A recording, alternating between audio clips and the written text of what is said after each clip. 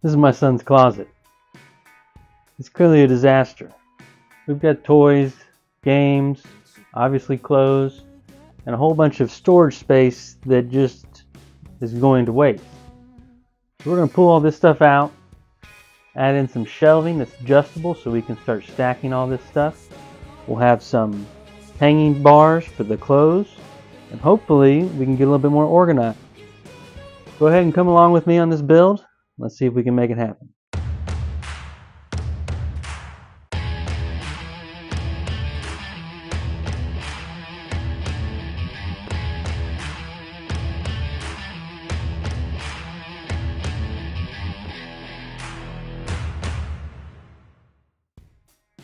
Alright, looking at what we have as far as our original canvas. First thing, obviously, everything's got to go. We need to solve that problem of that gap in the middle there that is just wasted space.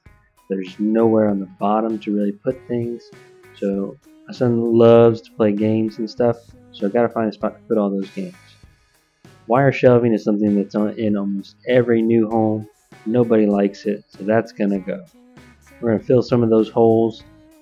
And what you didn't see off camera was I went ahead and got a couple sheets of plywood and ripped them down to the depth I want this entire piece to be.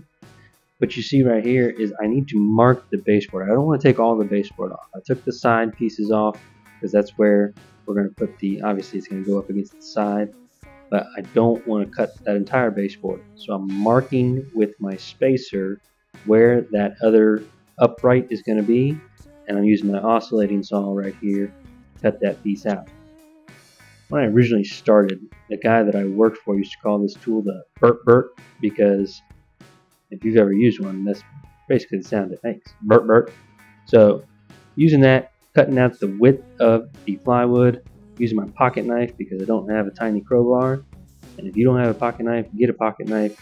It is a multi-tool in itself. Cut, fry, whole bunch of stuff. You can even cut your sandwich. But once I finally get the bottom of it all cut off, I now can slide that piece in. I did the same thing on the other side.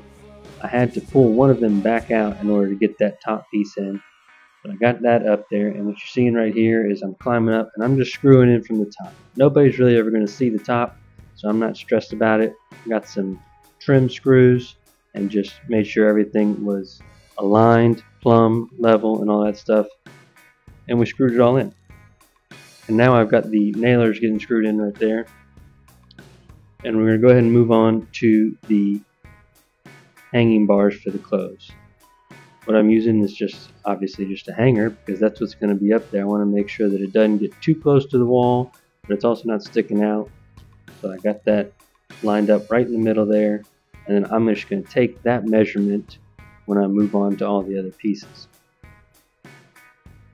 You can see right here we're getting that screwed in. I'm going to double check the back side, make sure I'm not screwing through because that would be no bueno. Get that screwed in.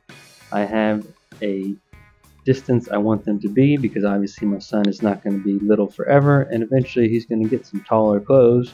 We need to make sure we have room for him there.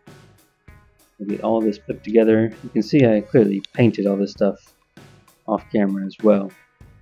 I will do a video soon, hopefully, on edge banding.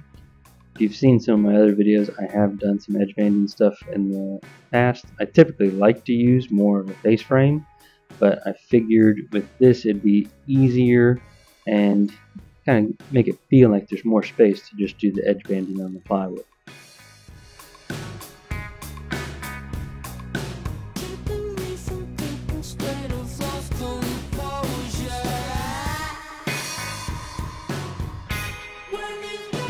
So I got 2 bars, it's 25 in between. I'm going to cut a little bit short because it's got to be able to slide in there and fall in. So we're going to go with 24 3/4.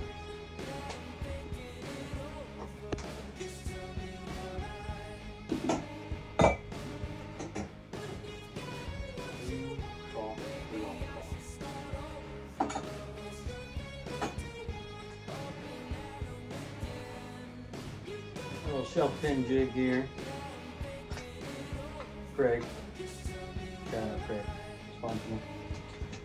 And what we're going to do, instead of getting, when you get those mass-produced shelving units where you've got holes going the whole way, I have a pretty good idea of how big I want these shelves to be. So I'm going to put the holes only where I want the shelves to be. And then if I need to add holes later, I can, but that way you're not looking at a whole bunch of holes the entire time. But you still have that ability to adjust if, let's say, my wife says I'm wrong, which it's happened once before. So, we'll start on the bottom. I've got a little just scrap piece here where I can make sure that I'm the same height the entire time. This jig will keep me from drilling through the other side and also kind of keeps me straight. So I will work on that. Yeah, clearly my wife has never said that I'm wrong. Anyways, this jig is a great jig if you need to put in a whole bunch of shelf pin holes. I use it all the time. There's a piece that is also attached to the back that comes off. It can hold your pin in place, put it in the hole, slide your jig up, and you can continue to put them all in the same line. I usually use it when I'm building cabinets. I don't always need to put all of them in, typically only 3 to 4 holes just to make sure that it is adjustable. But I highly recommend this jig if you build cabinets, or you just need to build, if you need to add some shelf pin holes to an existing cabinet. So check it out. I'm going to catch up to speed on what's going on here. Something that I forgot to take into account is these pieces in the center are sitting on top of the carpet, whereas when I took the baseboard off on the sides there, that piece is sitting a little bit lower, the thickness of the carpet. Didn't really think much of it until I started putting the shelves in. Putting the shelves in, I'm noticing that they're not exactly sitting level. So I already did it on the other side. Figured I'd throw the camera on and show you on this side. What I've done is unscrewed those screws that I had that was keeping it up against the wall. I got my crowbar down there. Underneath it, I'm going to put my level up top here. I can see that this side is sitting higher. So all I'm going to do is step on the crowbar, which will help me.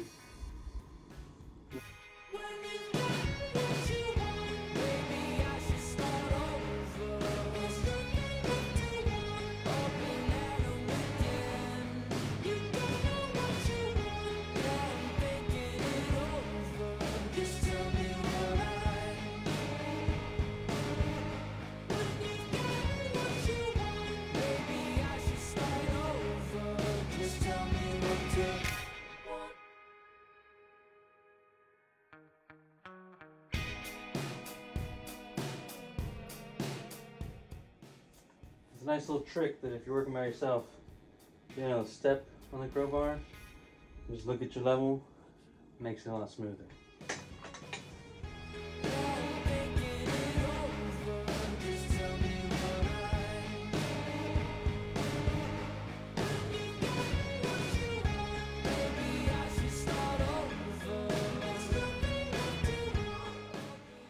Alright, thanks for watching Crafted in Florida. Nice fun little project here, helps organize the closet, still gives you space to hang your clothes, but also a lot more shelving and storage space. For little kids, it's great, putting all those toys up there, getting them off the floor and out of the way. Hit the like, hit the subscribe button. We'll see you next time.